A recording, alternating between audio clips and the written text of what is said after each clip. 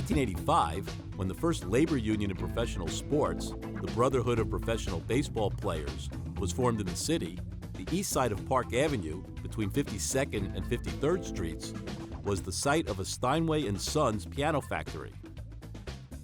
The 38-story Seagram Building, now on the factory site, housed the offices of the Major League Baseball Players Association when the organization was making history in the 1970s.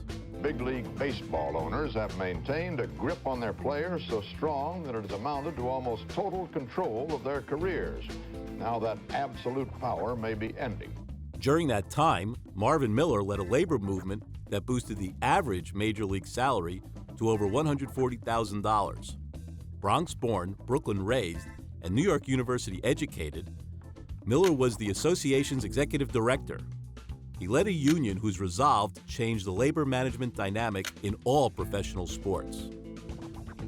When Miller became executive director in 1966, management in all professional team sports for generations had effectively dictated player salaries and other benefits.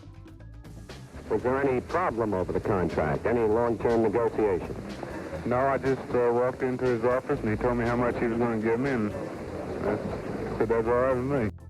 In 1966, the average major league salary was about $20,000, and players were subject to a so-called reserve clause that effectively bound the players to one club at more or less a salary determined by the club for as long as the club wanted the player.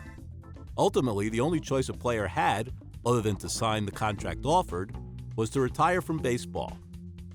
Within 10 years, Miller had orchestrated free agency for players who had played in the majors for at least 6 years and had completed their contracts. You cannot take for granted what you have is what you're going to have. And the corollary of that is true also. You cannot take for granted that what you have always existed.